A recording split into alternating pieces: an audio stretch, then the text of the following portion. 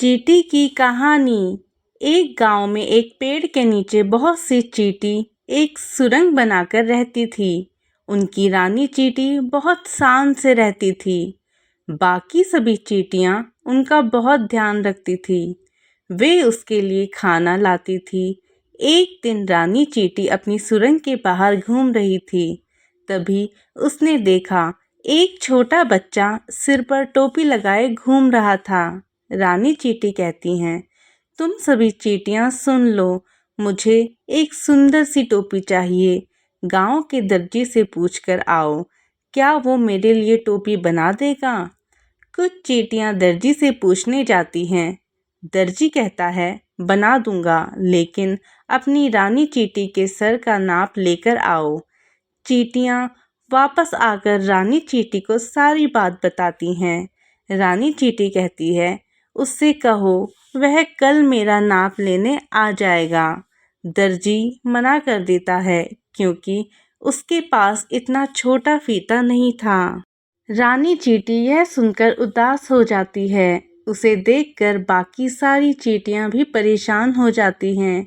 फिर वे एक ऐसे दर्जी की तलाश में जाती हैं जो रानी चींटी के लिए एक हैट बना सके, लेकिन उन्हें कोई नहीं मिलता। इधर रानी चींटी को भी कुछ भी अच्छा नहीं लग रहा था। वह खाना भी कम खा रही थी। वह दिन भर अपनी सुरंग में आईने के सामने बैठी रहती।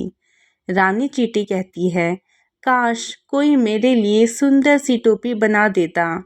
वहीं पास में दूसरे बिल में एक चूहा रहता था। वह रानी चींटी की बात सुन लेता है। चूहा उसके पास जाता है। चूहा कहता है, बहन चिंता मत करो, मेरी पत्नी तुम्हारे लिए टोपी बना देगी। यह सुनकर रानी चींटी बहुत खुश हो जाती है। इधर चूहा अपनी चूहिया से इस बारे में बात करता है। चूहिया अपनी पूंछ से रानी चींटी के सर का नाप ले लेती है और फिर एक सुंदर सी टोपी बनाकर दे देती है। रानी चींटी उस टोपी को देखकर बहुत खुश होती है। उसे देखकर सभी चींटियां खुश हो जाती है। रानी चींटी कहती है, आप दोनों ने मेरी इच्छा पूरी की। अगर मैं आपके कोई काम आ सकूं तो मेरी सारी चींटियां आपकी सेवा में हाजिर है। चूहा कहता है, नहीं बहन, हमने ये सब अपनी मर्जी से किया है। रानी चींटी, वैसे आपको कभी भी हमारी ज़रूरत हो तो हम आपके लिए अपनी जान भी दे देंगे। कुछ दिन बाद गांव में बहुत तेज बारिश होती है। चूहा, चूहिया और सारी चींटियां पेड़ के ऊपर चढ़ जाती हैं। तभी एक हाथी बारिश में नहाता हुआ वहां से गुजर रहा था। चूहा उसे देखकर हंसने लगा। उस हाथी को लगा ये मेरा मजाक उड़ा रहा है। उसने पेड़ में जोरदार टक्कर मारी, जिससे चूहा और चूहिया नीचे गिर गए। दूर से चींटियां भी ये सब देख रही थी। हाथी जैसे ही अपने पैरों के नीचे उन्हें कुचलने के लिए आगे बढ़ा, कुछ चींटियां हाथी की सूंड में घुस गई और उसे इधर उधर काटने लगी। हाथी सब भूलकर सूंड को इधर उधर हिलाने लगा। इसी बीच मौका पाकर चूहा और चूहिया वहां से भाग जाते हैं और छिपकर उसी पेड़ पर बैठ जाते हैं।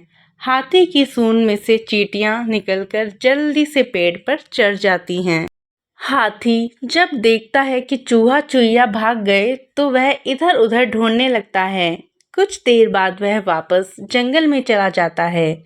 चूहा, आपका बहुत धन्यवाद। अगर आप हमारी मदद नहीं करती तो हम दोनों आज मर चुके होते। रानी चींटी कहती है, आपने भी तो मेरे लिए बहुत कुछ किया है।